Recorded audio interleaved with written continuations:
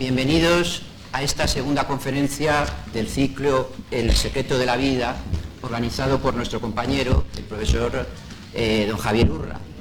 Hoy tenemos un invitado excepcional que todo el mundo conoce, que va a disertar sobre el secreto de la vida, busca de la felicidad o búsqueda de sentido. Una brevísima consideración a propósito de nuestro invitado. Decía Quevedo, escribió Quevedo, se preguntaba Quevedo en la epístola satírica y censoria Conde Duque: no ha de haber un espíritu valiente, siempre se ha de sentir lo que se dice, nunca se ha de decir lo que se siente. Obviamente, si de alguna forma pudiéramos definir a Juan Manuel de Prada, es que es un espíritu valiente. Dice siempre lo que siente y siente siempre lo que dice. Es, como saben ustedes, un gran polemista. Nunca huye la polémica y siempre defiende con ardor y con argumentos ideas que son firmes, que él expresa además con brillantez, con elegancia, con claridad. Nos pueden persuadir o no, pero siempre nos conmueven. Recuerdo que cuando leí la primera novela de Juan Manuel de Prada, que creo que fue La Tempestad, me gustó tanto, me emocionó tanto, me conmovió tanto, percibí que era efectivamente una gran literatura, que quise escribirte para agradecerte como lector el buen rato que me habías hecho pasar. Pero es verdad que no firmabas con un correo electrónico, pensé escribirte al ABC, al final no lo hice, y felizmente esa sensación que he vuelto a sentir leyendo otras novelas, El séptimo velo, La máscara del héroe y otras, pues tengo hoy personalmente la ocasión de agradecerte como lector el buen rato, la emoción que me hiciste sentir. Y te agradezco además, como director del Cisneros, que hayas tenido la generosidad de compartir con nosotros esta charla. Así que, bienvenido, Juan Manuel, tienes la palabra. Muchísimas gracias, Raúl. Muchas gracias al Centro Universitario Cardenal Cisneros. Es para mí un inmenso honor estar aquí en un lugar que además evoca a una de las personalidades más grandes de la tradición española. Muchas gracias a todos ustedes por su presencia en esta charla, en la que vamos a abordar un asunto que casi el título parece como un libro de autoayuda, estos libros horrendos que te dicen un montón de paridas, que si uno se las cree se vuelve loco luego, claro, porque está todo el día diciendo mamarrachadas por los sitios, ¿no? He puesto este título de forma provocadora, pero espero que la sustancia de lo que aquí vamos a hablar no les resulte tontorrona, porque ciertamente vamos a hablar de algo importante, que es sobre el significado de lo que somos. ¿Por qué estamos aquí? ¿Para qué hemos sido llamados?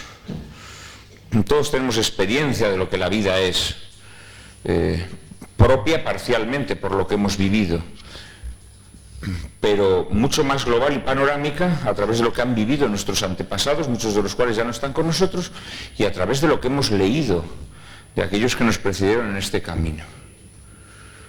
Y sabemos que la vida nunca es lo que nos gustaría que fuera. Todos tenemos nostalgia del paraíso y por lo tanto nos gustaría que esta vida fuese un camino de rosas. Sin embargo, todos íntimamente sabemos, aunque no lo digamos, no lo queramos reconocer, no lo reconocen ya ni los curas. Solo se recuerda esto en una vieja oración que ya casi nadie reza, pero que es muy hermosa, que es la Salve. Y hay un momento en el que a esta vida se llama Valle de Lágrimas. Valle de Lágrimas, una expresión muy sabia, Valle de Lágrimas. Luego volveremos sobre esto. Entonces yo quería hoy hablar de esta cuestión que a mí me parece fundamental, y le puse este título así provocadoramente, como de manual de autoayuda, para que el público picara y viniese, claro, porque esto de venir a una conferencia y que haya poco público es muy deprimente para el conferenciante. Muchas gracias de corazón por estar todos aquí, y vamos a abordar esta cuestión de la felicidad. Alguien me está mandando mensajes, a pesar de que lo he puesto en modo silencio, pero la gente es muy pesada. Es para saber la hora, porque si no, como soy muy pesado, me desbordo, venga a hablar, y ustedes se me duermen. Si alguno tiene sueño puede dormirse, ¿eh? No. con entera libertad.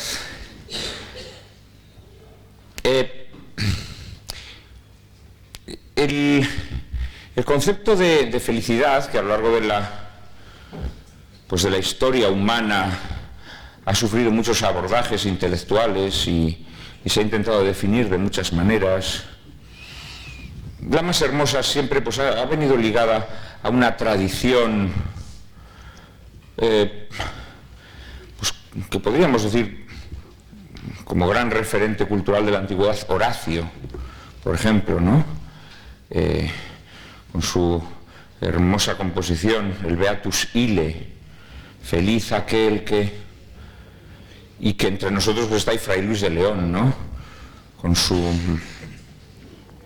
maravillosa visión de la vida beata, la vida feliz.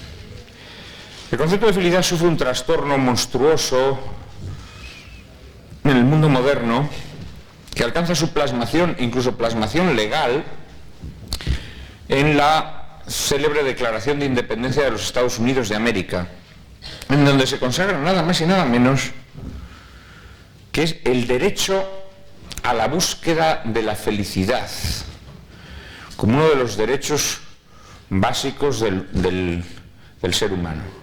El derecho a la búsqueda de la felicidad, the pursuit of happiness. Esto es una crueldad y una bellaquería monstruosa. La búsqueda de la felicidad. Fíjense qué gente tan malvada escribió este texto. Si ya decir la felicidad, el derecho a la felicidad, nos suena a brindis al sol, encima fíjense qué malvados, la búsqueda de la felicidad. En realidad esto es como poner la búsqueda del gamusino, ¿eh? No sabemos lo que es la felicidad, pero ¡hala, búsquenla! Tírense toda la vida buscando la felicidad, como zascandiles. ¡Hala! A buscar la felicidad.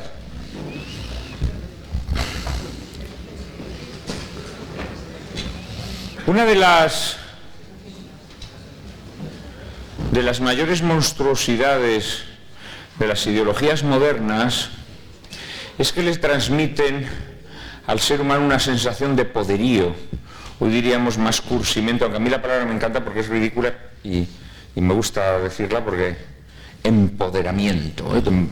Te empoderas, parece como que te comes todo el poder del mundo y entonces ahí todo empoderado, pues dices, ahora voy a buscar la felicidad, ¿eh? Voy a buscar la felicidad. Pero ahora tú busca, majo, busca. Esta expresión es monstruosa, ¿por qué? Porque cuando a nosotros se nos dice buscar, normalmente cuando nosotros buscamos algo, pues claro, decimos, mamá, ¿dónde están las zapatillas? ¡Búscalas, que eres un desordenado! Entonces nos toca buscarlas por toda la casa, las hemos dejado en el sitio más inverosímil, ¿no?, de la casa. O cuando vamos a una biblioteca y queremos un libro, el libro no está en su estantería y nos toca buscarlo. Y es un horror, muchas veces buscar ese libro, no hay nada más difícil de buscar que un libro que no está en su sitio. En España nunca se encuentran estos libros. Decía Azaña además que la mejor manera de guardar un secreto en España era publicar un libro. Tú tienes un secreto terrible, familiar, un secreto que afecta a la seguridad nacional, algo que si se sabe se va el mundo al carajo, pues lo mejor es ponerlo en un libro. Publicas el libro y nadie lo lee y nadie se entera. El secreto se mantiene secreto toda la vida. Bueno, pues volviendo al tema y sin salirme del esquema, pues es verdad, cuando nos hablan de buscar, inmediatamente lo que pensamos es que hay que salir afuera, que hay que salir al mundo a buscar. Pues cuando a mí Javier Urra me dijo que tenía que venir a la calle del General Díaz Porlier, pues inmediatamente me fui a un plano, ¿no? Uno busca, a veces encuentra y a veces no. Pero desde luego sale de sí mismo. Y esta es la idea que te transmite este concepto de búsqueda de la felicidad. Hay una entelequia que nadie sabe lo que es, pero que todos añoramos. Y digo añoramos porque todos tenemos memoria como especie, todos tenemos memoria de la vida en el paraíso. Y todos en el fondo queremos volver al paraíso. Eso es lo que queremos. Y no nos damos cuenta que eso no es posible. y queremos traer el paraíso a nuestra vida, y eso nos lleva a las aberraciones más extraordinarias, sobre todo contra nosotros mismos. Una de las cosas que a lo largo de la vida me ha estremecido más es tropezarme con muchachos. Yo, por razón de mi oficio, pues muchachos que querían ser escritores, pero seguramente que ustedes, que tendrán otros oficios o se moverán en otros ambientes, les habrá ocurrido lo mismo con personas que anhelan otras cosas. Yo, a lo largo de todos estos años de vida consagrada al oficio de escritor, me he encontrado con muchos muchachos y no tan muchachos que querían ser escritores, y muchas veces me mandaban sus trabajos, lo que habían escrito, y te encontrabas con cosas horrendas, y decías, este chico no se dará cuenta que no sirve para ser escritor, pero el pobrecillo seguía y seguía escribiendo, y te preguntabas, ¿quién le metió en la cabeza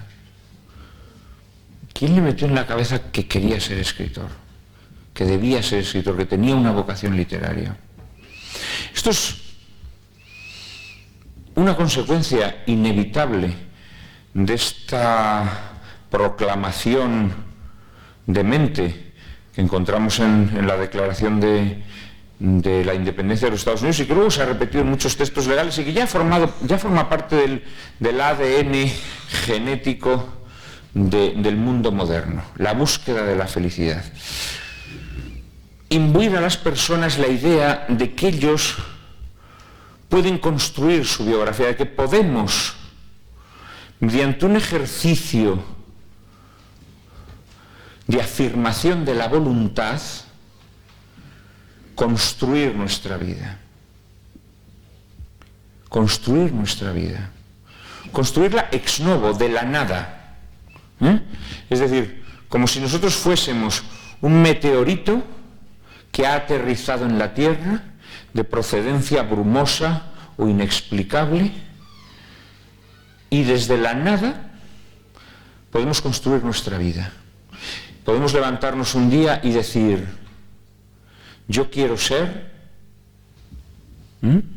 pues una celebridad musical, un abogado famosísimo, la modelo mejor pagada del mundo, etcétera, etcétera, ¿no?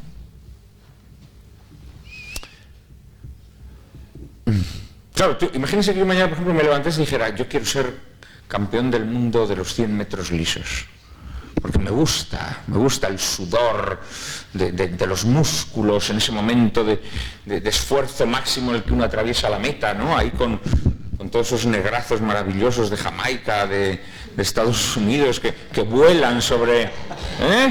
¿Se imaginan que yo concibiera esta...? Entonces voy a poner a buscar mi felicidad y tengo que conseguir ser campeón de los 100 metros lisos. Voy a ser el hombre más amargado sobre la faz de la Tierra. Claro, inevitablemente. Claro, primero tendría que adelgazar 50 kilos. Claro, después, una vez que adelgace 50 kilos, los pellejos, es que me los voy a pisar al correr. O sea, me los voy a pisar, claro. Entonces, ¿qué hago? ¿Cómo culmino ese sueño, esa búsqueda de la felicidad que sería ser coronado como campeón del mundo de los 100 metros lisos? Es imposible. Tendría que empezar a sobornar a los árbitros, ¿no? Y entonces correr en carreras que eliminaron a todos los otros competidores y yo ganar ahí 37 segundos, llego a la meta, ¿no? Entonces paso a la siguiente ronda y así sucesivamente. Tendría que sobornar a todo el comité olímpico. Tendría que ser Soros o Bill Gates para poder ser campeón de los 100 metros libres, sería imposible. Bueno, pues yo he conocido en mi oficio a muchos chicos que naturalmente no eran Soros ni Bill Gates, pero estaban empeñados en que querían triunfar literariamente y no tenían dotes, no tenían ninguna dote, ninguna. Pero alguien les había metido en la cabeza absurdamente que querían ser escritores. Y esto que es dramático, porque luego yo a esos chicos los he visto envejecer, y he visto como cuando tenían 20 años estaban llenos de ilusiones, ilusiones quiméricas, pero bueno, ilusiones todavía. A los 30 estaban llenos de pesadumbre, porque esas ilusiones no se habían hecho realidad. Pero a los 40 eran personas llenas de resentimiento. Eran sacos de pus, personas llenas de odio, porque no habían culminado ese sueño. Y esto es sumamente peligroso. Esas exhortaciones, que además son muy de nuestra época, esas exhortaciones de sé tú mismo, culmina tus aspiraciones, haz realidad tus sueños, son apelaciones monstruosas, porque casi siempre nos conducen al fracaso y por lo tanto a la amargura. Y en el mejor de los casos, y en la mayoría de las ocasiones, a la melancolía. Suponiendo que uno sea de buena índole, suponiendo que uno encaje la derrota, te conducen a la melancolía, porque das cuenta que has arrojado tus mejores años a la papelera. Porque una quimera, como si fuese una especie de gusano, se te metió en el cerebro y te destruyó interiormente, te desconfiguró interiormente. Pero en realidad esto que les he expresado de forma muy dramática, incluso excesivamente dramática tal vez, creo que podríamos expresarlo menos dramáticamente interpelándonos a todos y cada uno de nosotros. Cuando nosotros un día nos levantamos de la cama y decimos, yo quiero ir este año de vacaciones a la Ribera Maya, o yo quiero ir este año de vacaciones a Tailandia. ¿Qué cojones vas a querer ir de vacaciones a la Ribera Maya o a Tailandia? Que son unos sitios que están a tomar por culo, de los que no sabes absolutamente nada, gilipollas. ¿Pero por qué quieres ir ahí? ¿Quién te ha metido en el cabezón semejante gilipollez? ¿Quién? Eso no parte de ti.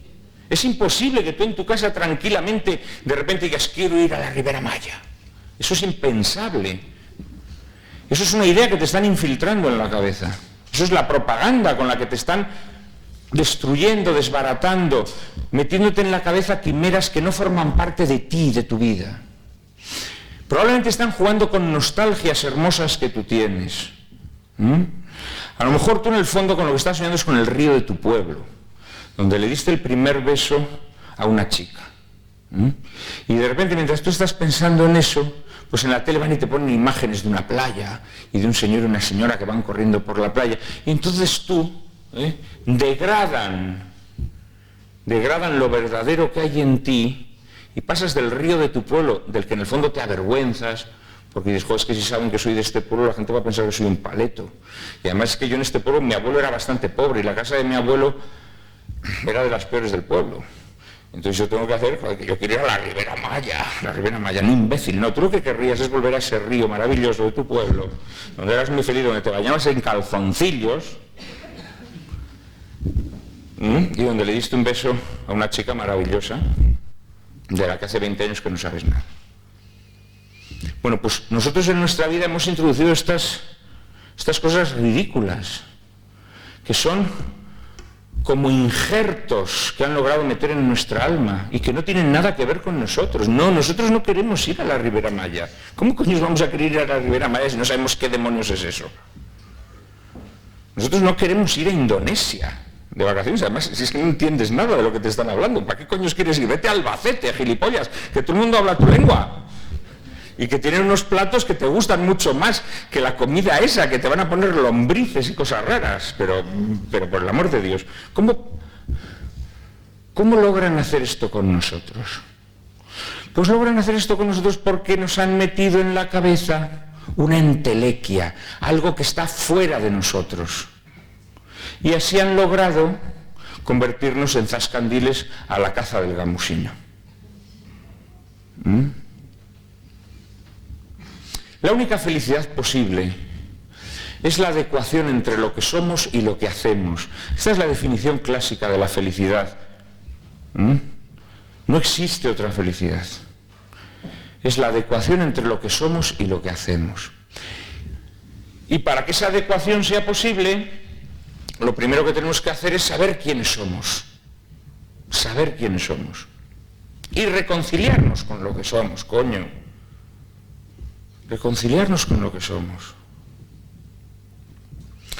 Hoy he estado comiendo con un viejo comunista, en realidad no tan viejo. Lo que pasa que un hombre sexagenario, ni siquiera septuagenario, sexagenario avanzado. Lo que pasa es que dentro del partido en el que está, pues es casi como un veterano, es como el maestro de los jóvenes que tuvieron tanto éxito hace unos años. Entonces él me contaba la realidad de su vida. O sea, me contaba la realidad de su vida y me contaba cómo su familia pues había combatido en el bando nacional, había sido franquista, incluso algún familiar suyo había sido fusilado en la guerra por parte del otro bando, etcétera, etcétera, ¿no? Y a él le sonaba un poco demente, pues todas las cosas que estamos haciendo en España, haciendo como que pues nuestra familia eran todos super progres, demócratas fervientes, que no, señores, que hace 40 años en España no éramos demócratas fervientes, que estábamos felicísimos los que entonces vivían en la inmensa mayoría con el régimen político que había. La gente lo vivía tranquilamente. He dicho el 90% de la población y creo que he exagerado por lo bajo. Tengamos el valor de congraciarnos con lo que hemos sido. Tengamos el valor de congraciarnos con de dónde venimos. Si somos de pueblo, porque somos de pueblo. Si somos pobres, porque somos pobres. Si tenemos un acento que revela nuestra procedencia social, pues porque tenemos un acento que revela nuestra procedencia social. Reconciliémonos con lo que somos, aprendamos lo que somos. Muchas veces lo hemos olvidado en un ejercicio amnésico, casi como de defensa psicoanalítica, ¿no? Aceptemos lo que somos. No nos dé vergüenza de lo que somos, de lo que han sido nuestros padres, las cosas que han hecho nuestros padres. Nuestros padres cometieron errores, como los estamos cometiendo nosotros y como los cometerán nuestros hijos, pero tenemos la posibilidad de cometer menos si reconocemos lo que somos. Veamos lo que somos.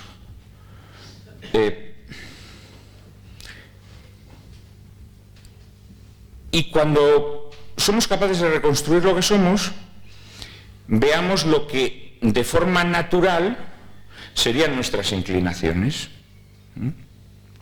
Una de las cosas más terribles y donde más se nota la destrucción, que en estos momentos, destrucción antropológica que se está haciendo en nuestras sociedades, es cuando un amigo nuestro que regenta un negocio, que además incluso puede ser un negocio rentable o incluso boyante,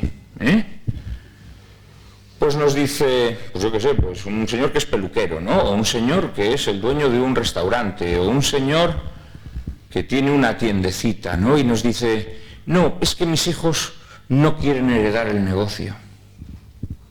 Esto es algo un poco terrible, ¿no? Es algo un poco terrible. Porque durante la mayor parte de la historia de la humanidad, cuando uno era hijo de agricultores, pues sabía que iba a ser agricultor. Cuando era hijo de reyes, sabía que iba a ser rey. Cuando era hijo de poetas, sabía que iba a ser poeta. Sin embargo, lo hermoso de una sociedad natural es que habiendo este sentido de la tradición, en donde tú heredabas la forma de vida de tus padres, la comunidad tenía unos mecanismos de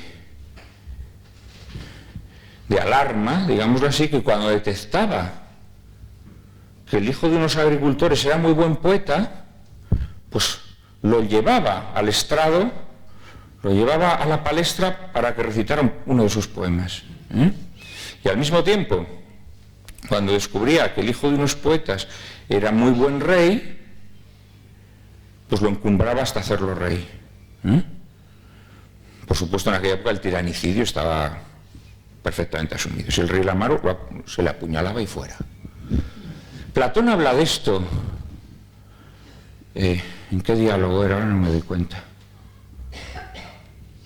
Habla de almas de hierro, almas de bronce y almas de oro. Creo que es así, ¿no? Y él habla como a veces las almas de oro pueden surgir entre la gente llana. Y la sabiduría de una comunidad humana es descubrir eso. Es descubrir eso. Pero eso ocurre en un 1% de los casos. En el 99% restante no. El 99% restante no. Entonces nosotros lo primero que tenemos que hacer es entroncarnos con lo que somos. Y esto es lo que en el mundo que vivimos se trata de evitar. Es decir, en el mundo que vivimos se trata de aturdir a las personas para que no puedan mantener esa continuidad en las generaciones, que es la que auténticamente da sentido a nuestra vida. Oiga, ¿y usted por qué es comerciante? ¿Por qué se dedica a vender ropa? Pues mire, yo me dedico a vender ropa porque mi madre montó este negocio y antes mi abuelo tenía una tienda de tejidos y antes mi bisabuelo pues trabajaba en una industria textil en Barcelona. Es decir, una continuidad entre las generaciones. Nuestro mundo tiende a hacer lo contrario. Nuestro mundo tiende a hacer lo contrario. E incluso nos hace creer que hacer lo contrario es lo que verdaderamente nos granjea la felicidad. Y hay mucha gente muy orgullosa a la que preguntas, oye, ¿y en qué está trabajando tu hijo? Y dice, no, pues mi hijo está trabajando en una multinacional en Sudáfrica. Y dices, joder, qué bien, ¿no? Ahí en Sudáfrica, No, fenomenal, fenomenal. Es que esta es una multinacional muy importante, Y además es que tú no sabes lo bueno que es eso, porque es que el dominio que adquieres de la lengua inglesa, y luego, claro, una vez que has trabajado en Sudáfrica, pues luego es que te pueden enviar a Shanghái, que es la central de la empresa. ¡Ah, cojonudo! A Shanghái, qué bien, fenomenal, ¿no? Y mientras no se está bañando en el río de su pueblo. ¿Qué hacen en Shanghái? Que todos los ríos tienen que llevar una cantidad de mierda insoportable. Pero lo que tiene que ser bañarse en un río en Shanghái, eso tiene que ser horrendo, ¿no? Te tienes que poner, no zapatillas náuticas, ¿no? Te tienes que poner zapatos de hierro para que no te pinchen las latas de conserva y todas las porquerías que tienen que tener ahí.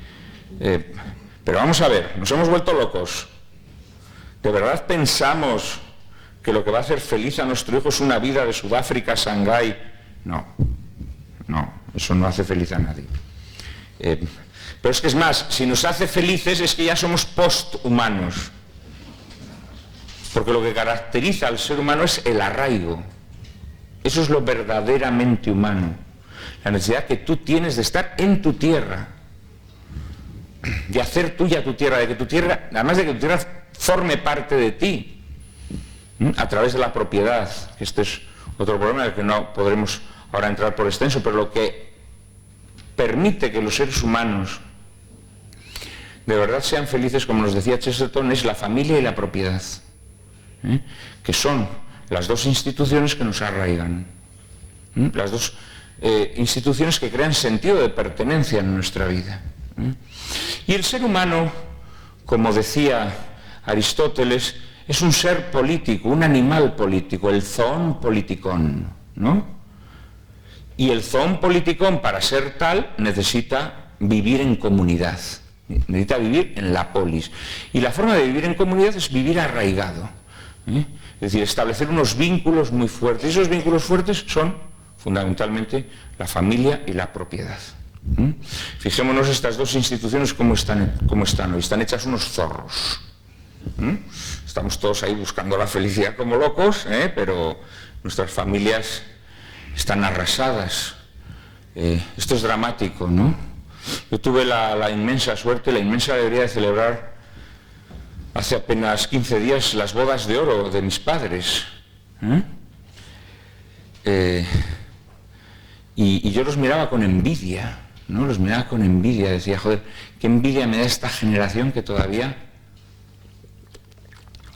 fue capaz de de soportarse, de sufrirse durante 50 años. Probablemente porque todavía tenían en la cabeza este concepto maravilloso del Valle de Lágrimas. No les decían, no, la vida es la búsqueda del placer, la vida te está ofreciendo todos los días cosas maravillosas. Que no, hombre, no, la vida te ofrece cosas maravillosas que muchas veces encuentras a través de cosas que no lo son tanto, y que incluso son lo contrario, de muchos sufrimientos, de muchos sacrificios, de muchas renuncias. Y desde luego, en lo que es esos vínculos que cimentan nuestras vidas, muchas veces a costa de renuncias mutuas, recíprocas, a costa de mucha paciencia, a costa de mucha abnegación, a costa de mucho entender al otro. Hoy, ¿qué nos dicen? Todo lo contrario. Hazte fuerte, encastíllate en tu unicidad. Tú eres único y por lo tanto nadie puede asaltar ese castillo de tu unicidad. Y cualquier persona que quiera que transijas mínimamente es un enemigo. Y entonces la vida se ha convertido en un infierno. Y de alguna manera todos íntimamente lo sabemos. Todos íntimamente lo sabemos, pero nos engañamos. Y nos decimos, no, pero somos más libres, somos más independientes, somos más autónomos. Sí, somos más solos. Somos más solos. Porque la comunidad humana siempre se hizo a base de transigir. Yo cedo en esto a cambio de que tú cedas en lo otro. Siempre ha sido así la vida, no existe otra forma de vida. Es imposible la convivencia en la que uno no cede en nada y el otro tampoco cede en nada, es imposible. Está abocada a la disgregación, está abocada a la disolución. Esto es así. Entonces yo ahora, cuando mis padres celebraban estos 50 años, y mis padres han tenido, yo los he visto embroncarse muchísimas veces, sin violencias, más allá de las verbales, naturales, que de vez en cuando la violencia verbal es buena, desahogarse un poquito, ¿no? Eres un gilipollas, no pasa nada tampoco. Pero ellos, naturalmente, pues han tenido sus problemas, como los tenemos todos los seres humanos, ¿no? Sin embargo, los han sabido solventar. En nuestra generación ya no los sabemos solventar. Nuestras vidas están muy arruinadas y nuestros hijos están padeciendo el terrible legado de ruptura que les entregamos, pero hacemos como que no pasa nada. Hacemos como que no pasa nada. No, nuestros hijos son felices, no pasa nada, porque, oye, pues 15 días están con su madre, luego otros 15 con su padre, luego, hombre, sí, claro, tus hijos los has convertido en zascandiles. Ellos lo que quieren es estar quietos para poderse bañar en el río de su pueblo. Es así. Pero tratamos de engañarnos y decirnos que estamos mejor. Y para convencernos de eso necesitamos incluso convertir lo patológico en regla general. No, pero es que fíjense, la violencia de género, las mujeres asesinadas. No, sabemos que nos estamos engañando. Sabemos que nos estamos engañando. Sabemos que realmente nos estamos metiendo en una dialéctica de violencia, porque la vida encastillada en nuestra independencia inevitablemente genera violencia. Y estamos entrando en esa rueda y no lo queremos admitir. Y lo mismo que decimos de la familia, podríamos decir de la propiedad. A mí una de las cosas que más me escalofría es pasear por la Gran Vía y por el centro de Madrid. No hay ni un solo establecimiento que sea propiedad de un particular, de un señor que dijo, voy a montar mi negocio, mi pequeña mercería, mi pequeño barecito, mi pequeña... no, son todo franquicias, todo multinacionales. Es monstruoso.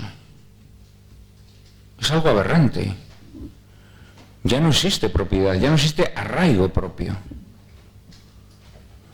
Y todavía más nos están convenciendo que hay que vivir de alquiler.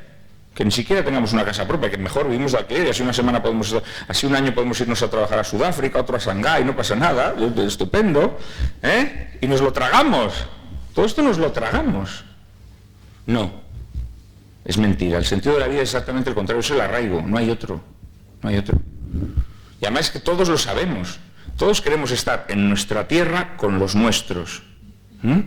Y desde ahí, sí, naturalmente que sí, queremos ampliar el círculo de nuestras relaciones, ¿no? Los seres humanos, la civilización humana así creció. Fuimos ampliando el círculo de nuestras relaciones. Hoy en día, además, con las comunicaciones ultra rápidas, con las nuevas formas de transmisión telemática, internet, etcétera, etcétera, podemos amplificarlo muchísimo más. Pero necesitamos estar arraigados. Ese es el sentido verdadero de la vida. Entonces nosotros tenemos que saber lo que somos. Tenemos que saber lo que somos. No concebir quimeras estúpidas que en el fondo están inducidas, que están inducidas desde la propaganda mediática, desde intereses sórdidos, intereses ideológicos, desde constructivismos sociales aberrantes que se nos tratan de imponer y meter en nuestra alma. No aceptemos esto. No lo aceptemos, resistamos. En honor a la verdad hay que decir que los españoles todavía resistimos mucho más a toda esta propaganda monstruosa. Por eso los españoles, dentro del deterioro y de la degradación general que nuestra época soporta, todavía los españoles somos envidiados en casi todo el mundo. Y fíjense ustedes, los españoles somos el pueblo europeo al que más le fastidia irse a trabajar fuera de su ciudad, fuera de su región, fuera de su país. Los españoles todavía somos el pueblo europeo que más le fastidia vivir de alquiler. Es decir, todavía los españoles guardamos como una especie de memoria de lo que es la vida verdadera, la vida con arraigo. Todavía los españoles, a pesar de que nuestras familias cada vez están más destruidas, encontramos más cobijo en las estructuras familiares que otros pueblos europeos. Y esta es la razón por la que todavía vivir en España no es el infierno que es vivir pues, en otros países que absurdamente nos han enseñado a venerar, los países del área protestante. Yo les invito a todos ustedes cuando lleguen a casa a que vean un documental que seguramente van a encontrar en internet. Además ustedes saben cómo encontrar estas cosas en internet, son ustedes unos pillines al igual que yo y no hace falta que se lo diga cómo, que se titula La teoría sueca del amor. Vean ese documental, véanlo, no dejen de verlo, y cada vez que les digan que Finlandia es el país que tiene el mejor sistema educativo, o les digan que Suecia es el país con los mejores servicios sociales, o todas estas mamarrachadas y falsedades repugnantes, recuerden este documental. Vean la destrucción antropológica de estos países, vean la miseria en la que viven. Han dejado de ser seres humanos, son escoria, están totalmente arrasados, son como cucarachas, que mañana podría pasar una pisonadora por encima de ellos. Han dejado de ser humanos. No hagan caso de esas cosas, es todo propaganda, es todo mentira, es todo mentira. Los seres humanos tenemos que reconstituirnos desde la búsqueda de nuestro arraigo. En este documental se ve a dónde llegan las personas que han perdido el sentido de los afectos verdaderos, el sentido de los vínculos verdaderos. Es algo demoledor. Entonces tenemos que saber lo que somos. Y a partir de ahí, a partir de lo que verdaderamente somos, no de lo que la propaganda nos dice, que no, que tú no quieres ir a veranear a la Ribera Maya, no seas gilipollas, que quieres ir a veranear al Jarama, que era el río en el que te bañabas de joven, coño, y que tienes una casa de tu abuelo que se está cayendo de puro vieja, que el verano pasado se le cayó el tejado. Que no quieres trabajar en Sudáfrica, pero ¿cómo vas a querer trabajar en Sudáfrica? Que no, hombre, que no, que tú quieres trabajar en Albacete o en Peñafiel, de donde tú eres. ¿Cómo vas a querer trabajar en Sudáfrica? Lo que queremos, lo que somos, tenemos que luchar por lo que somos. Y a partir de ahí tenemos que buscar la concordancia con lo que hacemos. sin caer en maximalismos, oye, que si no te puedes bañar en el Jarama, y no sé, pues te tienes que bañar en el Esla, que es un río de mi tierra, de Zamora, que está muy bien. El Esla es un río en el que te puedes bañar bien, o sea, de verdad, lo digo por si alguno ya perdió la casa en el Jarama, porque la casa se derrumbó del todo y montaron allí una urbanización horrenda, vendió el terreno hace 20 años, pues en el Esla te puedes bañar maravillosamente. Quiero decir, luego hay que tener el sentido, que esto lo da la prudencia, que es una de las virtudes clásicas, para acomodar la razón teórica, es decir, esas conclusiones a las que tú has llegado de lo que tú eres, con lo que verdaderamente puedes hacer. La vida te va a presentar impedimentos, nos presentan impedimentos cada vez más fuertes, porque lo que quieren es destruirnos. Entonces lo que van a querer es que nos vayamos a trabajar a Sudáfrica o que nos vayamos de vacaciones a la Ribera Maya. Entonces nosotros tenemos que resistir hasta donde podemos, hasta donde podemos. Pero siempre buscando la reconstitución de los vínculos humanos, buscando el sentido comunitario que hemos perdido, que es lo único que nos puede salvar. Y buscando finalmente, pero esto surge de forma natural a medida que recuperamos el sentido de nuestra vida, es decir, a medida que recuperamos lo que somos y logramos esa concordancia entre lo que somos y lo que hacemos, inmediatamente surge en nosotros el sentido de la trascendencia. Esto es una cosa que hoy en día está prohibida, casi hablar de ella. Pero la realidad es que todos íntimamente sabemos que somos seres con vocación de inmortalidad. Todos lo sabemos, porque nuestros anhelos, las cosas que deseamos más profundamente, no son cosas que podamos satisfacer en esta vida. Entonces, si aquellas cosas que anhelamos, y volvemos al comienzo, esa nostalgia del paraíso que todos llevamos dentro, y que todos de verdad la anhelamos, el problema es cuando la confundes con pasar las vacaciones en Ribera Maya, ¿no? Pero todos tenemos una vocación interior muy profunda y tenemos unos deseos proyectados sobre nuestra vida que desgraciadamente esta vida no colma y que no va a colmar nunca.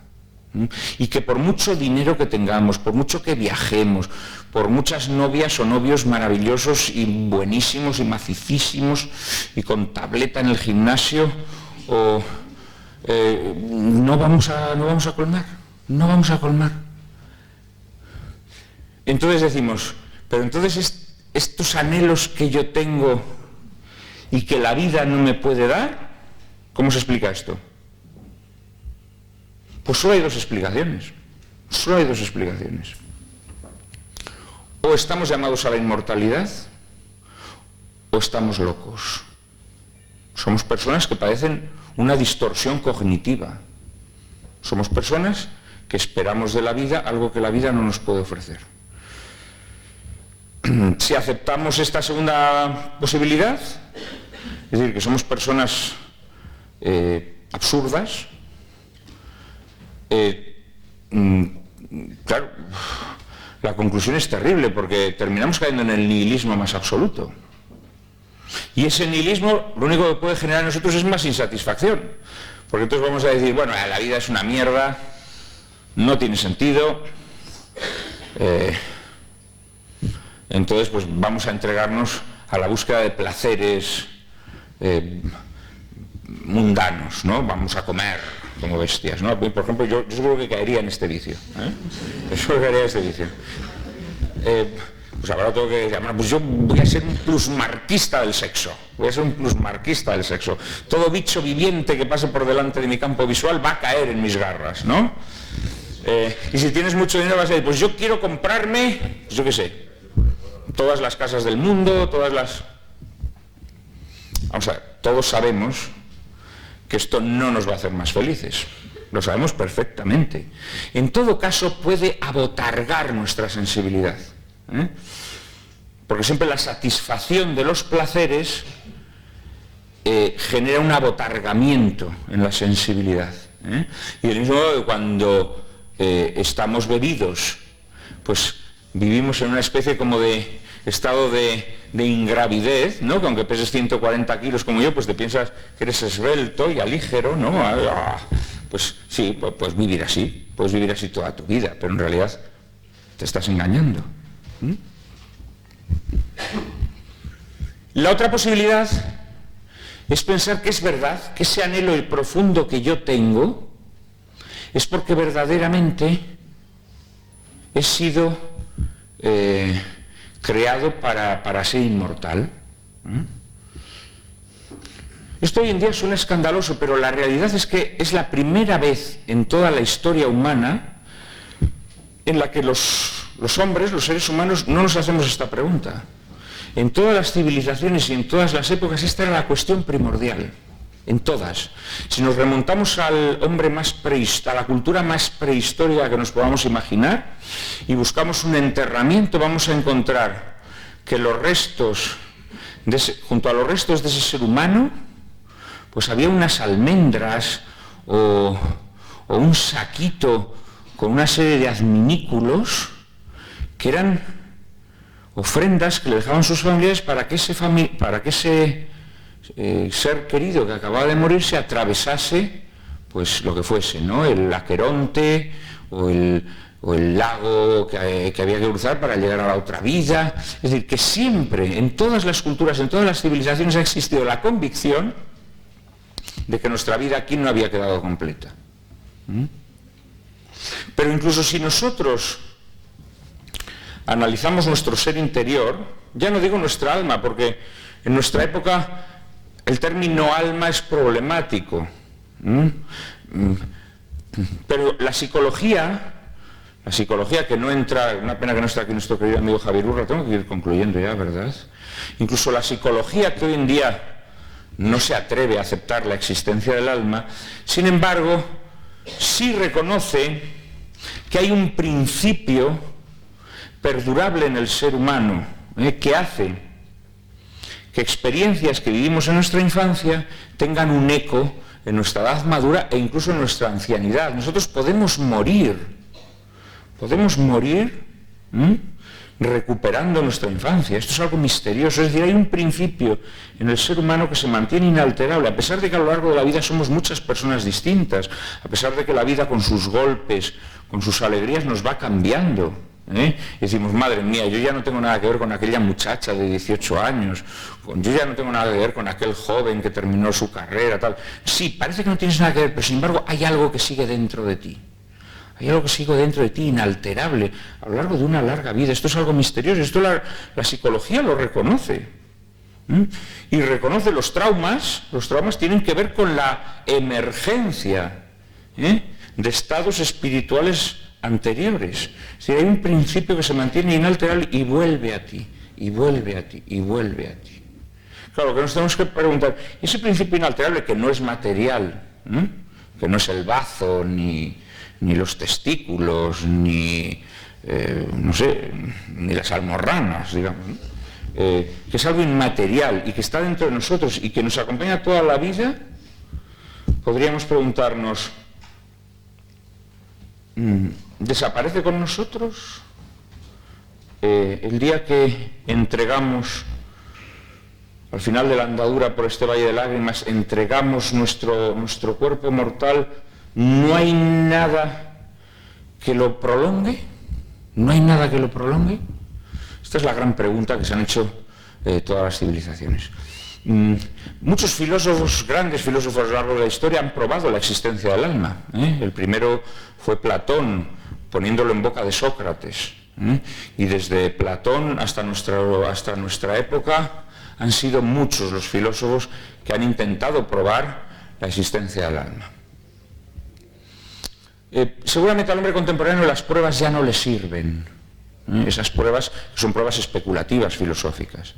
Pero sí tenemos indicios misteriosos. Yo, por ejemplo, mi padrino, que murió hace unos pocos años, mi padrino era un joven al que le gustaba mucho el automovilismo. Entonces, pues un día, en un rally, pues se cayó por un barranco y se quedó totalmente paralítico.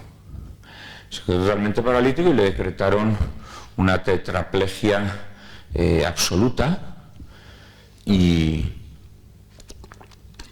la imposibilidad de movimiento alguno, ¿no? Entonces mi padrino, toda su obsesión, él era, aparte de aficionado al automovilismo, él era un manitas con los ordenadores, un obseso de todo el mundo de la informática, etcétera, etcétera, ¿no? Informática incipiente, estamos hablando, imagínense, de los años 80, ¿no? Era una informática antediluviana prácticamente, ¿no? Y entonces toda su obsesión, cuando se quedó paralítico, era la ilusión de volver a trabajar con el ordenador. Y el médico no salía de su pasmo. ¿Cómo había conseguido? Pidió que le pusieran aquí como un punzón, y entonces él iba moviéndose, iba golpeando las teclas del ordenador, y a medida que pasaban los años llegó a tener una cosa impresionante, y los médicos no daban crédito, decían, no, pero si es que este cuerpo está muerto. Este cuerpo está muerto, esto es impresionante, ¿no? No era impresionante, es natural, era ese principio espiritual que le llevaba a hacer cosas que parecían imposibles. Pero es que todos nosotros hacemos cosas que nos parecen imposibles. Yo como escritor, yo hay veces que me voy de farra con los amigos, llego a casa a una hora prudencial, porque yo no soy trasnochador, no se piensen, una hora prudencial, pero no, llegas un poquito alegre, comida o cena copiosa, regada de 3 o 4 botellas de vino mínimo, ¿no? Y de repente te encuentras un recado en el contestador que dice, oye, Juan Manuel, no olvides que no sé, tenías que haber entregado hoy un artículo, te has olvidado de la fecha, por favor, nos lo tienes que entregar mañana a las 8 de la mañana, porque es que si no ya no puede entrar. Además es un artículo que tú tenías que documentar, porque era sobre una materia que no dominabas bien, ¿no? Y te ves de repente a las 12 de la noche, medio bolinga, ¿no? Con unas ganas de meterte en la cama impresionantes, o sea, con el cerebro totalmente embotado, y dices, esto es imposible, no puedo hacerlo. Pero de repente surge algo dentro de ti que te dice, hazlo, puedes hacerlo. Y entonces vas y lo haces. Esta experiencia la tenemos todos, Es decir, hay algo superior a nuestras fuerzas materiales, que está dentro de nosotros. Y que no es esas apelaciones que se hacen en los manuales de autoayuda, sé tú mismo, no, es algo que está dentro de nosotros, está ahí, que forma parte de nosotros y que nos lleva. Y esto, pues naturalmente no son pruebas, pero sí son indicios que hay algo dentro de nosotros que no es nuestro puro cuerpo, y que nos tiene que invitar a reflexionar sobre estas cuestiones. De un modo que nos tiene que invitar a reflexionar en este mundo tan materialista en el que vivimos, pues supuestamente nada es más importante que nuestra salud, que nuestra integridad física, que nuestro bienestar material. Sin embargo, fíjense cuántas personas a nuestro alrededor renuncian a todo esto, y se ponen a ayudar a los pobres, se ponen a curar a los enfermos, se ponen a ayudar a gente que acaba de sufrir una catástrofe, ponen en riesgo su vida. Nosotros ahora no vivimos guerras, en otros tiempos las hemos vivido y ojalá no las volvamos a ver, pero había gente que decidía ir a la guerra, decidía combatir por un ideal. ¿Por qué hacemos estas cosas tan extrañas? Si verdaderamente lo importante pues, es nuestra salud física, nuestro bienestar material, ¿por qué hacemos estas cosas tan raras? Porque íntimamente sabemos que hay algo más importante que esta vida. ¿Por qué arriesgamos nuestra vida, incluso de formas cotidianas? Pues ¿por qué hay gente que decide, cuidar a su abuela que tiene una enfermedad infecciosa? ¿Por qué lo hace? cada vez menos han conseguido que metamos a nuestros abuelos en la residencia de ancianos, ¿no? Para que se pudran allí, con mucho bienestar, por supuesto, ¿no? Pero todavía hay gente que de repente le da la neura y dice, voy a cuidar de mi abuela. ¿Por qué hacemos estas cosas todavía? Porque en el fondo sabemos que nuestra vida mortal no es toda la vida, no es toda la vida. Y que en realidad la felicidad última es algo que no podemos traer del todo a nuestra cotidianidad. Que en nuestra cotidianidad podemos alcanzar vislumbres de esa felicidad para la que hemos sido convocados. Y muchas veces, esos vislumbres de felicidad, incluso, y esto es lo paradójico y lo maravilloso de la vida, los logramos a través del sufrimiento, a través del sacrificio, a través de ese momento en el que llegas a casa, que lo único que te apetece es derrumbarte sobre la cama y te dicen que te tienes que poner a trabajar. O a través de ese momento en el que tienes que hacer una cosa que no te apetece, pero nada de nada, y lo tienes que hacer. O en ese momento en el que te duelen los huesos porque te vas haciendo viejo, y sin embargo pues tienes que tirar de tu nieto que se te sube a la chepa y quiere jugar, y quiere que lo alces y que lo bajes y en esos sufrimientos cotidianos, misteriosamente es donde encontramos la felicidad. En cambio, ¿qué podemos esperar de una vida o de una forma de ver la vida que nos dice que la manera de alcanzar la felicidad es despojarla de sufrimientos? Buscar el bienestar, la playa en la Ribera Maya.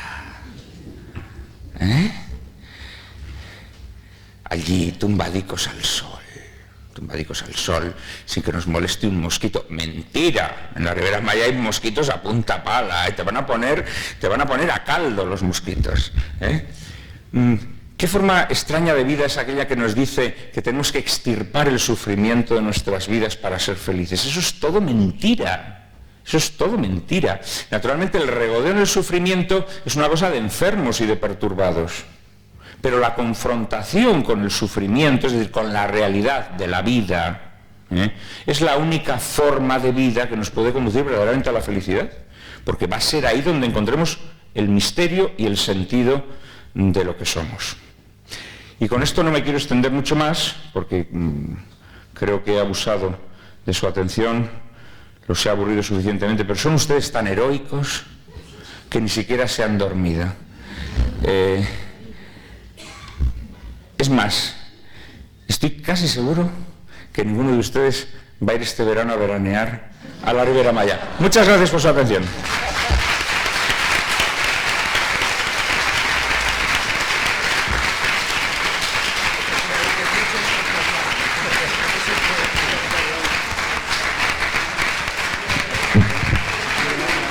Sí. Tú dirás a qué hora. Juan Manuel tiene la amabilidad de permanecer unos minutos más con nosotros para que si alguien tiene interés en formularle alguna pregunta lo pueda hacer. Yo no sé si... No voy a ir. He de decir que cuando he dicho lo de la Ribera Maya, quizá he elegido mal porque yo soy un gran amante de los pueblos hermanos, los pueblos hispánicos, los pueblos que componen la hispanidad, y sí que es verdad que he ido en diversas ocasiones a México, al igual que otros países hermanos de América, pero nunca he ido a la Ribera Maya, En realidad mis vacaciones siempre transcurren en España, mayormente en mi ciudad familiar y en los pueblos de la provincia de Zamora. Y a lo máximo que he llegado a un lugar donde he encontrado pues un remedo de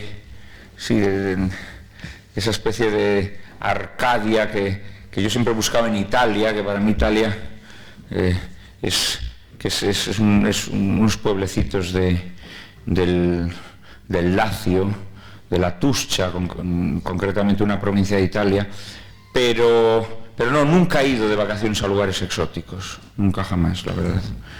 Pero tampoco me ha... Yo, por razón de mi oficio y de la vida que he llevado, me ha tocado viajar mucho. He viajado mucho, tanto por Europa como por América. Y miren, esa idea de que viajando uno amplía su horizonte mental y tal, eso es una gran mentira, una gran mentira. No olvidemos, el escritor más imaginativo y que más viajó con la imaginación, indudablemente alguna, fue Verne, Julio Verne. Julio Verne jamás salió de su pueblo. No solo eso, sino que era un hombre que no le gustaba salir de casa. Pero fíjense, viajó al centro de la Tierra, viajó a la Luna, 20.000 leguas de viaje submarino. El mamón no se movió de casa. Aprendamos de Julio Verne, aprendamos de Julio Verne.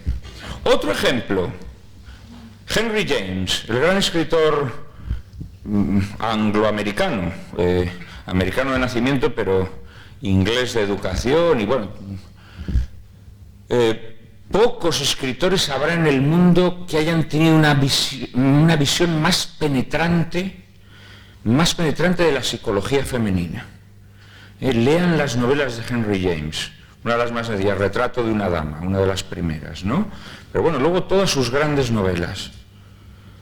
Un conocimiento del alma femenina impresionante, impresionante, del deseo femenino también, claro, no solamente... No. Bueno, Henry James es un señor que está demostrado que jamás mantuvo relaciones sexuales. Murió virgen.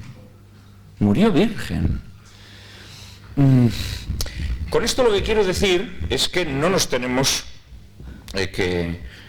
no tenemos por qué aceptar los mensajes de la propaganda triunfante, ¿no?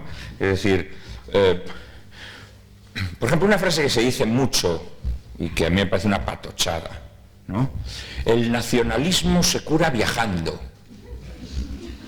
Pues no, porque claro, si yo, por ejemplo, soy vasco de nacimiento, a pesar de que me creo en Zamora, ¿no? Pero soy vasco de nacimiento, a lo mejor un día me da por reivindicar mi vasquismo, ¿no? Pues claro, imagínense ustedes que yo me hubiera quedado en el País Vasco, ¿no? Viviendo, ¿no? Y que de repente me obligaran a bajar a Suecia, a Finlandia, a Dinamarca, a Islandia, pues claro, me hago más nacionalista. Claro, digo, coño, pero el País Vasco es una maravilla, yo quiero estar aquí. O sea que no, eso de que viajar, no, ¿qué coño? Te mandan a esos sitios horrendos y te hunden la vida. No, esto no es verdad, entonces yo, como me ha tocado viajar mucho a rastras, muchas veces, pues porque he tenido que promocionar libros o porque he tenido que ir a dar conferencias, y a veces estos viajes son un poco agotadores, pues porque tienes primero el trastorno del cambio horario, ¿no? Porque luego además aterrizas en una ciudad que a lo mejor está a 3.000 metros de altitud, ¿no? Y como yo estoy en muy buena forma física, pues lo notas. Pues no asocio estos viajes, estos grandes viajes al placer, pues asocio muchas veces a trabajos, incluso a trabajos que no me apetecen mucho, y a lo mejor pues por eso no tengo idealizado esto, ¿no? Pero fíjense, yo, algunos de mis libros, incluso de mis libros más célebres, yo por ejemplo cuando escribí Las máscaras del héroe, que es una recreación del mundo de la bohemia madrileña de las primeras décadas del siglo XX, y entonces pues es un recorrido pues por todo ese mundo, ese Madrid mítico que ya casi no existe, ¿no? Pues de los cafés literarios, el Madrid del Ateneo, que el Ateneo sí existe afortunadamente, el Madrid de, bueno, pues esos restaurantes ya lo único que queda es Lardi, por ejemplo, o de los bares que en ese momento empezaron a nacer en España, del que queda todavía el Chicote, que se funda en los años 30. Bueno, pues ese Madrid mitológico, por supuesto yo no lo conocía por edad, pero es que ni siquiera conocía Madrid. Yo cuando escribí esa novela, pues a lo mejor habría viajado a Madrid 3 o 4 veces en mi vida. Yo era un chico de Zamora, que había venido, pues sí, pues eso, 3 o 4 veces con mis padres a ver Madrid, venías a ver una obra de lo típico que hacía el Paleto, ¿no? Cuando venía a Madrid, pues ibas a ver una obra de teatro, ibas al Museo del Prado, estas cosas, ¿no? Yo no tenía ni puñetera idea de Madrid, sin embargo escribí una novela ambientada en Madrid, una novela de 600 páginas. Era un Madrid imaginario. Un Madrid imaginario. No, eso es mentira. Dentro de nosotros está el universo. Dentro de nosotros está el universo. No tenemos que obsesionarnos. No, yo mando a mi hijo... Yo hace unos años fui a Malta. Me provocaba mucha curiosidad todos los tránsitos culturales que había habido en esta isla y sobre todo la presencia de la Orden de Malta, ¿no? Entonces fui un año a Malta. Malta, que efectivamente tiene restos maravillosos, sin embargo es más bien horrenda. Es horrenda. No en vano ha estado en manos de los ingleses, que tienen la virtud. Los ingleses son muy mamones, porque su país lo que quieren son grandes extensiones de hierba. Les encanta la hierba, a los mamones, ¿no? Pero luego allá donde van lo llenan todo de cemento. Esto es curioso, ¿eh? Si ustedes han ido alguna vez a Gibraltar lo habrán notado, lo que es Gibraltar, ¿no? Es un horror, o sea, es un apelotonamiento de chiringuitos absurdos.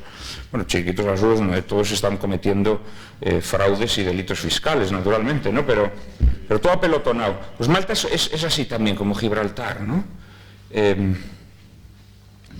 Es una cosa verdaderamente extravagante. Y hay muchos padres que ilusamente mandan a sus hijos a Malta a aprender inglés.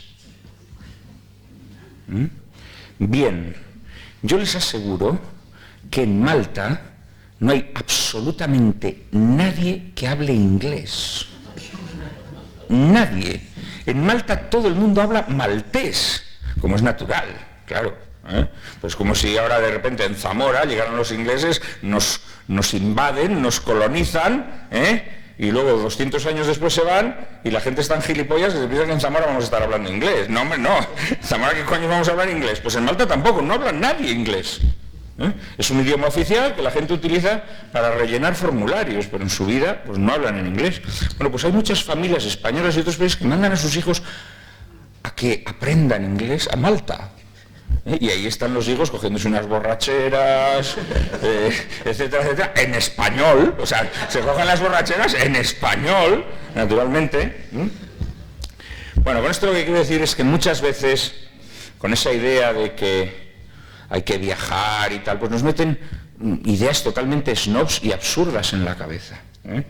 Con esto, naturalmente, no le estoy diciendo que no haya que viajar, pero hay que viajar lo normal.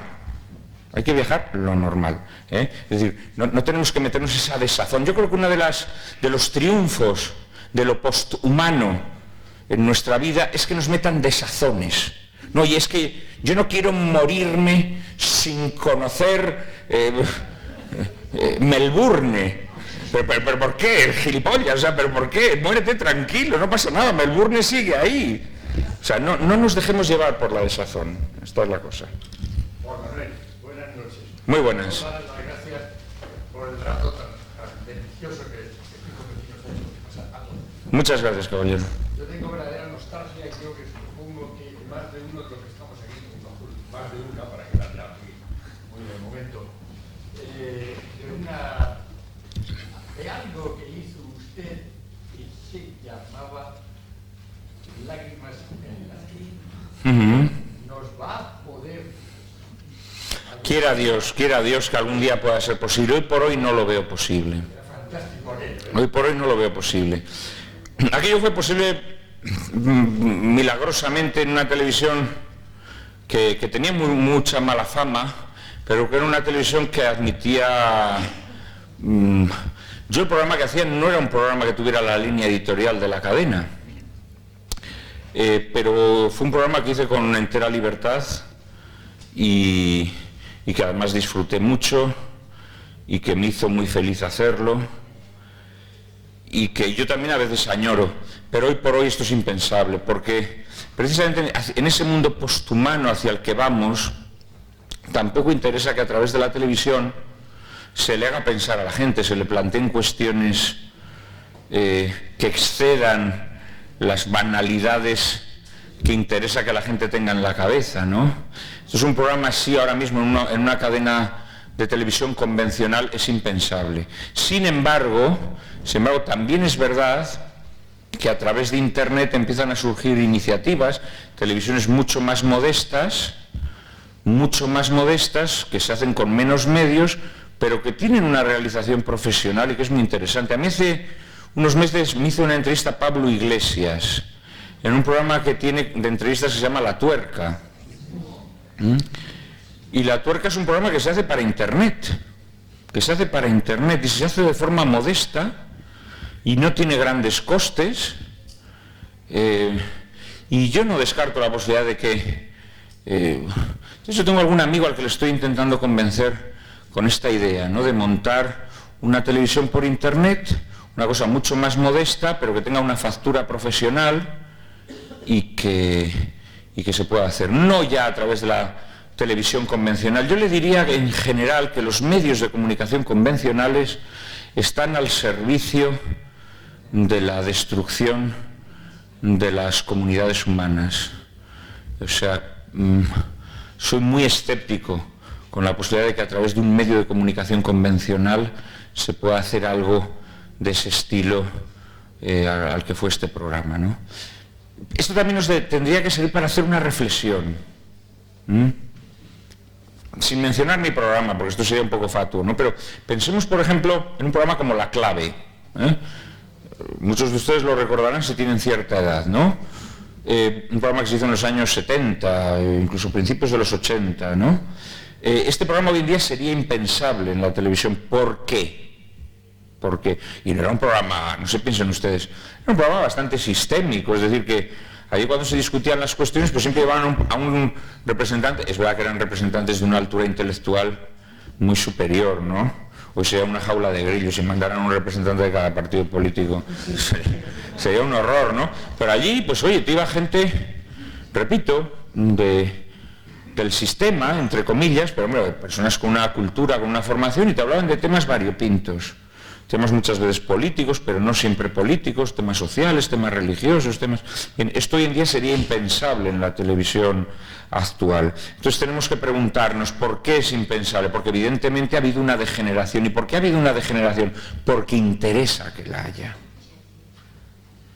Porque hay poderosos que quieren degradarnos. Porque es mentira que el ser humano tenga la apetencia de ver a 4 homínidos encerrados en una casa tirándose pedos y diciendo fantochadas, como ocurre en Gran Hermano. Eso es mentira. Eso es mentira. Cuando en España no había más que una televisión y ponían, pues, no sé, La vida es sueño en televisión, o una obra de teatro de, no sé, de Chekhov o de cualquier autor, o de Ibsen, aquello tenía audiencias multimillonarias. Había millones de personas que se veían La vida es sueño y les encantaba La vida es sueño. No. Hay personas que están muy interesadas en la destrucción de los pueblos. Y por eso nosotros tenemos que ser resistentes. Tenemos que ser resistentes desde abajo y en todos los órdenes. No me da la gana. Si tú me estás ofreciendo un concurso de 4 homínidos encerrados en una casa tirándose pedos, yo no voy a verlo. No voy a verlo. Voy a hacer otra cosa. Voy a estar jugando con mis nietos. Voy a leerle poemas de Neruda a mi novia. Pero no voy a hacer esto. No me da la gana. Y yo creo que tenemos que recuperar ese espíritu. No me da la gana. Como hacía el personaje aquel de Bartleby, que a mí siempre me parecía maravilloso, el escribiente, ¿no? Preferiría no hacerlo. Todo muy pacífico, muy fino, preferiría hacerlo, pero el mamón no pegaba ni golpe, o sea, no se movía, no hacía nada. Pues nosotros tenemos que aprender a hacer esto, preferiría no hacerlo. Vea usted este programa maravilloso, preferiría no hacerlo. Creo que hay que recuperar ese espíritu. Bien. ¿Alguna pregunta más? ¿Una última pregunta? Si, por ejemplo, tú vienes de una familia de notarios y a ti no te gusta el derecho, por ejemplo, a ti lo que te gusta es dibujar o pintar, ¿tú qué le recomendarías a esa persona que se dedicara a lo mismo que su familia, o que si le gusta la pintura, que por lo que has dicho tenías que seguir la tradición? Yo en líneas generales soy, como digo, partidario. Mira, precisamente el otro día estoy hablando de estas cuestiones con unos jóvenes artistas, ¿no? Vamos a ver, el discernimiento para distinguir cuál es tu verdadera vocación, qué es aquello para lo que sirves, es muy complicado. Si viviéramos en una situación en la que no tenemos un bombardeo de influencias, un bombardeo masivo, de influencias de cosas que no tienen nada que ver con nosotros, pero que nos meten en la cabeza, sería mucho más sencillo. Pero vivimos en un mundo muy fastidiado, donde te están vendiendo motos todo el día, y motos además que no tienen nada que ver contigo, pero que tú terminas asimilando como si verdaderamente esa fuera tu vida verdadera. Entonces, en primer lugar, ese chico que quiere pintar, a lo mejor no quiere pintar, pero le han metido en la cabeza que sí quiere pintar, aunque no, hoy en día un chico que diga que quiere pintar, verdaderamente sí quiere pintar, porque el arte ya prácticamente ha dejado de existir, y los que ahora se llaman artistas, pues cogen, no sé, cogen un televisor, lo rompen contra el suelo y ponen fragmentos de vida selenita, ¿no? Y esto ya es la obra, ¿no? Pero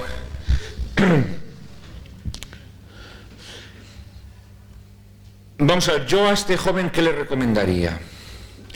Le recomendaría, hombre, si su padre es notario, él no va a ser notario de forma instantánea. Para ser notario primero tiene que estudiar Derecho, ¿no? Bueno, pues sí le recomendaría que empezase a estudiar Derecho. Entre otras razones, porque a lo mejor estudiando Derecho va a encontrar una manera de tener una relación más intensa con su padre, por ejemplo, ¿no?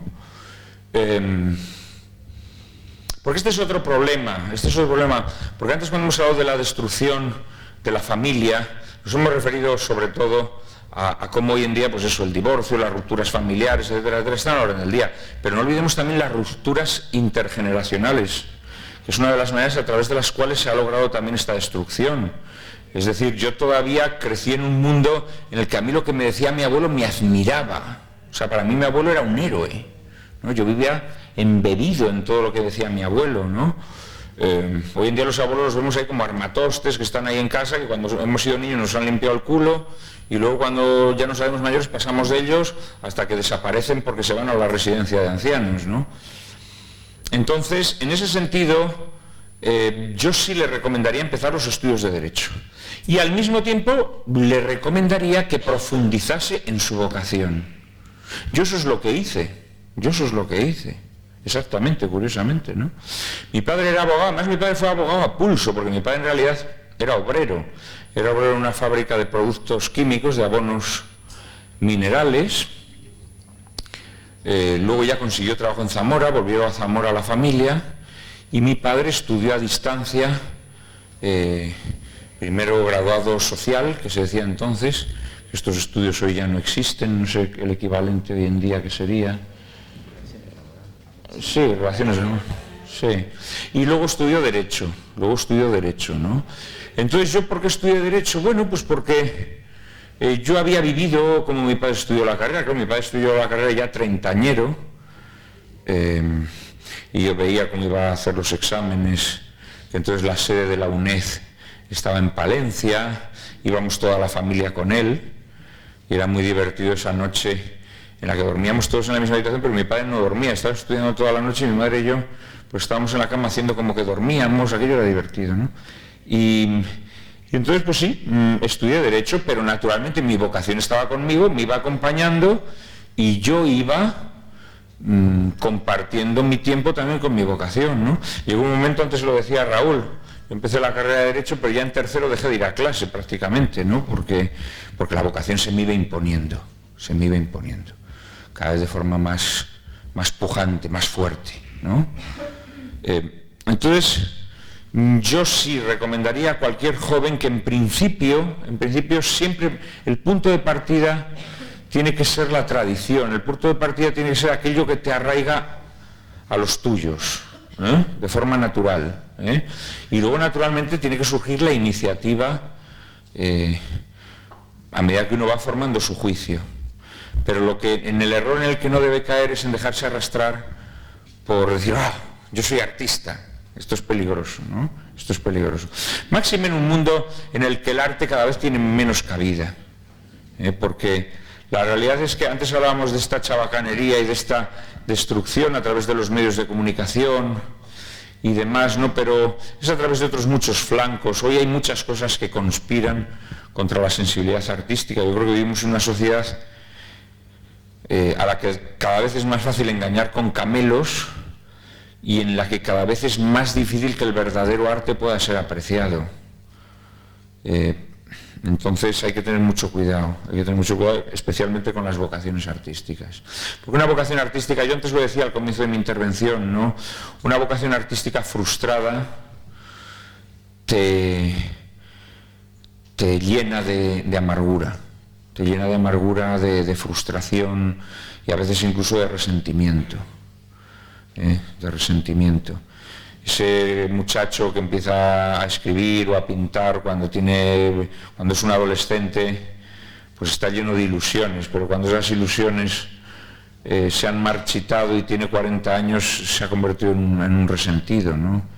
Y eso es muy peligroso. Entonces yo siempre recomiendo a los jóvenes que me preguntan por estas cuestiones, les recomiendo mucha prudencia.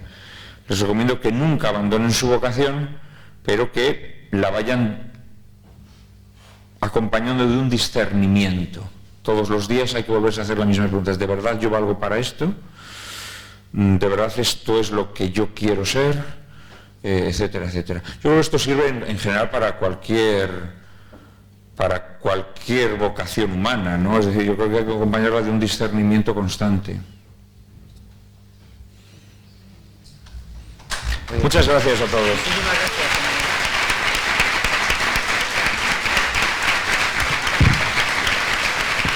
Muchas gracias.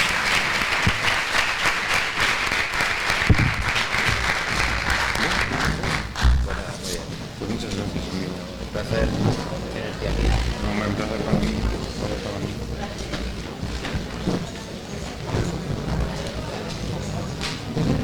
¿Y este ciclo hasta cuándo lo vais a mantener?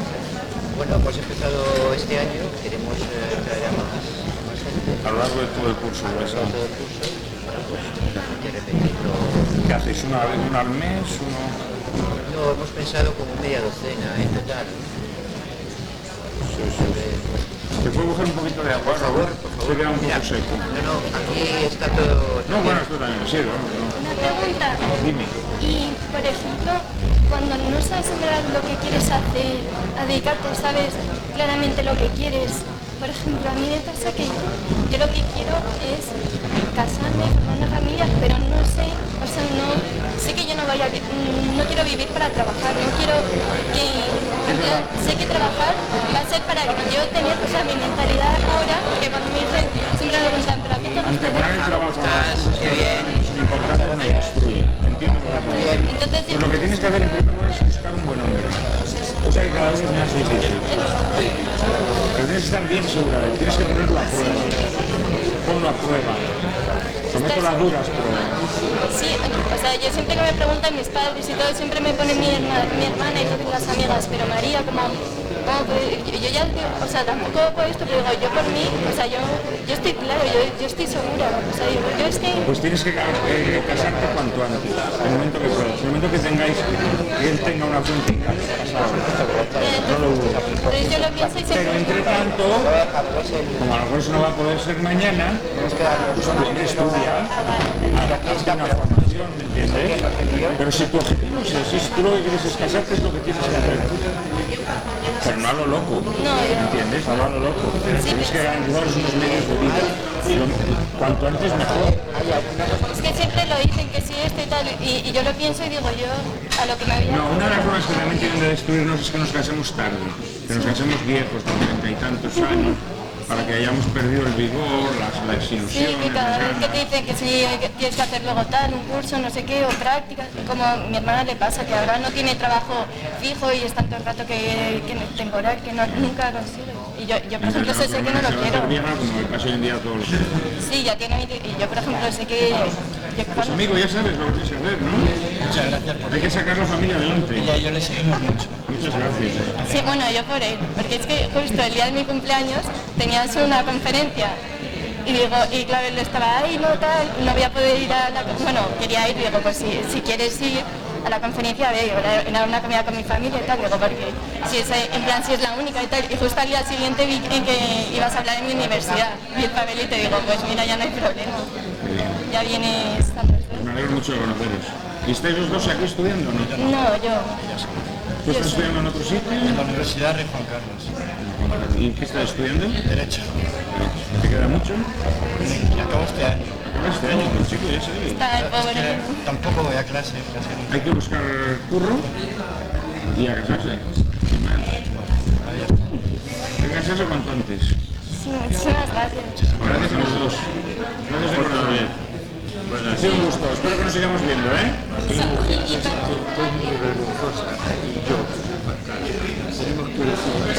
somos nosotros y seguidores de vosotros, tú, y que lo vas a demostrar de tú. Te voy a demostrar con una forma que los amigos que los libros tenemos para ver si mis dos primeros libros. Sí, señor, señor. Ya ha llovido, ¿eh? Los tenemos llenos, tenemos todos los libros, todos los contamos, todos los guardamos. ¿Cómo os lo agradezco? ¿Cómo os lo agradezco? Qué barbaridad. Hablamos más de usted que de nuestros hijos, entre los artículos y demás. ¿Cómo se llama? María José y sí. María José y sí. Los domingos nos comemos todos los artículos, todo lo que escribes, todo lo que va. Es increíble lo que tienes ahí dentro, de sentimiento y de capacidad, Y eso de lágrimas en la lluvia es cierto, es epocante, es increíble. ¿Qué gente llevaba? Pero al primer nivel, una cosa increíble. Y economía todavía sigue funcionando, lo que pasa es que sigue con la base de... Yo todavía estoy enganchado para eso. Porque la economía lo que más que está una situación muy maravillosa. No, aquel programa era glorioso, Lo que pasa es que había dinero, en una época tuya feliz y luchando,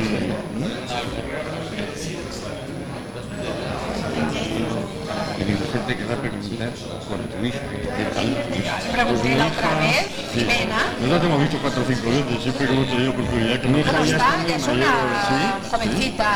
Mi hija ya tiene 15 años. 15 años, claro. Tiene la nuestra mayor 13. Sé que era mayor, me dijo una de las conferencias a las Pues que esto lo fuimos. digo, nos costaron mucho trabajo. Porque esto de Valdemar era increíble. Dice, no, si ya no tenemos nada, bueno, pues sí, pues búsquenos algo de que queremos. También era María José y... José Isidro. Este libro se encontrar. Este se hizo una edición posterior en Destino. Sí. Y ahora me resulta leer el anteúltimo, el del escritor, el que realmente... Mirlo Blanco. Libro blanco, sí, estoy a la mitad. ¿Estás preparando algo para el nuevo? Sí, acabé una novela que publico en febrero. Ahora vas a publicar en febrero. Será un éxito seguro de él. Bueno, Sí. pues yo buscaré ese de menos. Sí. La gente que no lee menos. Sí. Pero lee, también. No ¿Cómo se es puede. posible que cada vez la gente sea efectivamente menos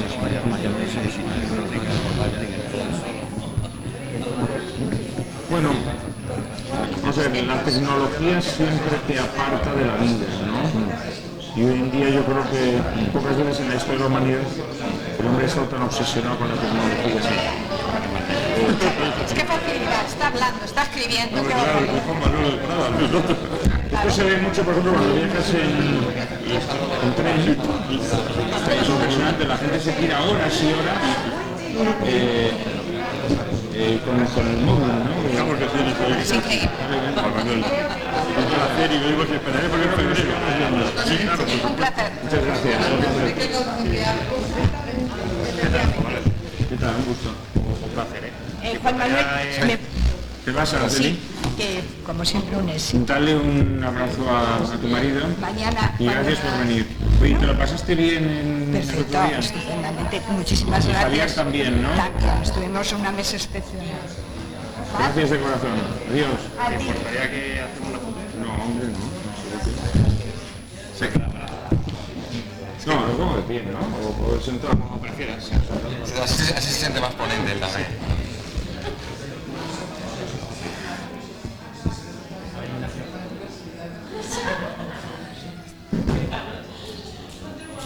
Pues que tenemos una amiga que se fue a descubrirse a sí misma. Sí, nos metemos mucho. Bueno, yo de hecho tengo varios amigos que se han ido a Tailandia y tal, a descubrirse a sí mismo, a Vietnam y ya. Y joder, es que el año pasado me pasó una cosa y como he hablado de Zamora me he quedado alucinado porque es que me tuve una experiencia de esas de viajar y de descubrir un mundo absolutamente increíble.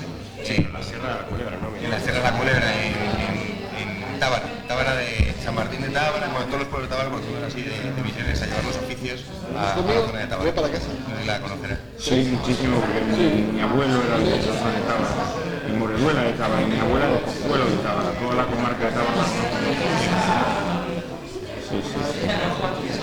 Claro que sí. Es más, ¿sabes lo que pasa? Toda esta gente que quiere conocer a sí misma, a mí me encantaría que surgieran y digan, oye, quiero conocerme a mí mismo, voy a ponerme a trabajar de albañil en una andamia. Nunca conozco a esa persona. Joder, quiero conocerme a mí mismo, voy a poner a cultivar un huerto en el pueblo de Sibila, ¿no? Horas extras. Que siempre se quieren ir a Tailandia, a Bali. Ahí no te vas a conocer a sí mismo, ahí vas a conocer chinos. Dígame. Oye, pues no Una inversión.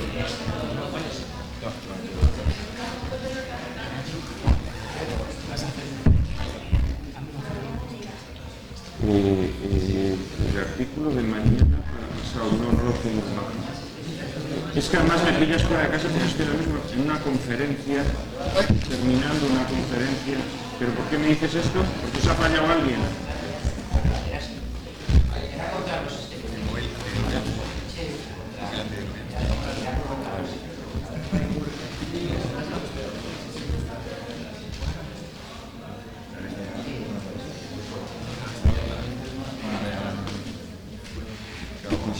Yo no puedo porque es que no estoy en casa.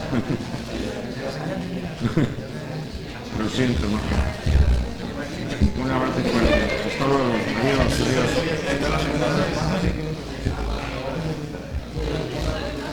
Muy buena, cine. O decidme. No, que sea una foto.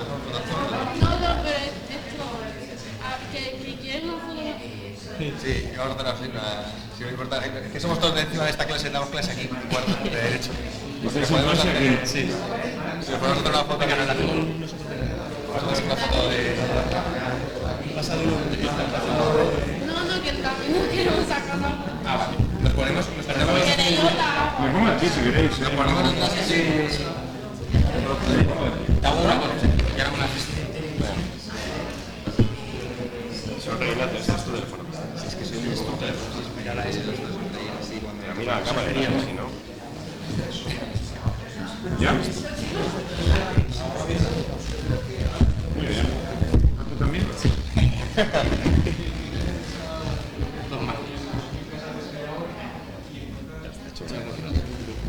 Gracias a ti. Gracias por venir. ¿Hay fecha para Lucia en la noche? Febrero.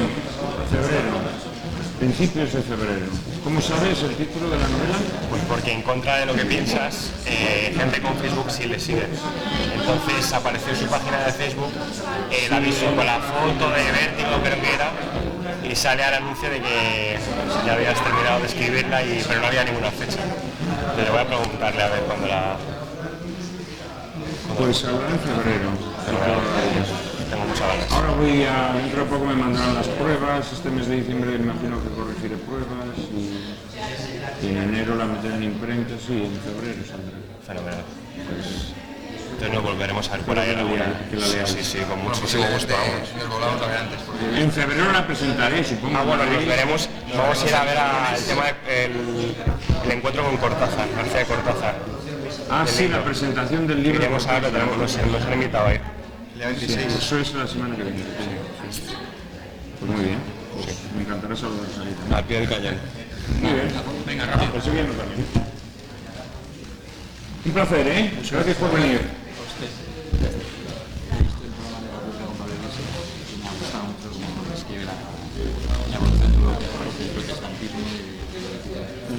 Una abuela que es alemana, entonces ahí hay un poco de choque.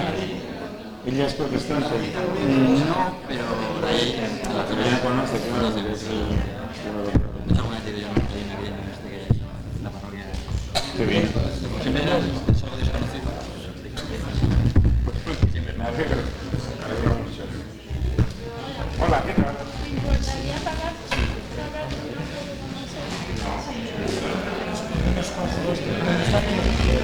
que digáis, chicos. Pues aquí, ¿no? Para que tengas... No, por favor, ¿no? Aprovechar. Así, ¿no?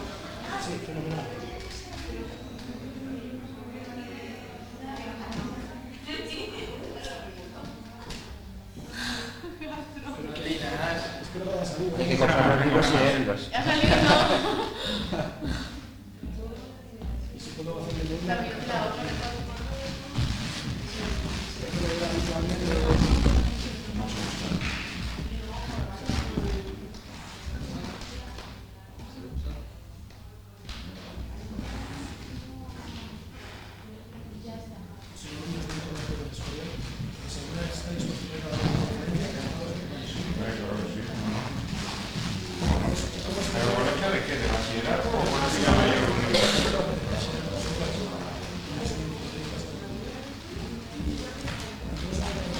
Le pide 2 cartas, le enviamos 2 cartas y es que yo no sé si ya, pero igual lo consulta con los supercircuitos, ¿se acuerdan los supercircuitos?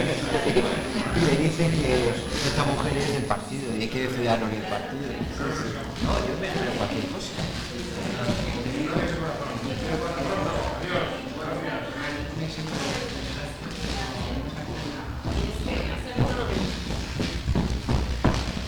Pasa tú primero, porque que no, que si no, no pasa.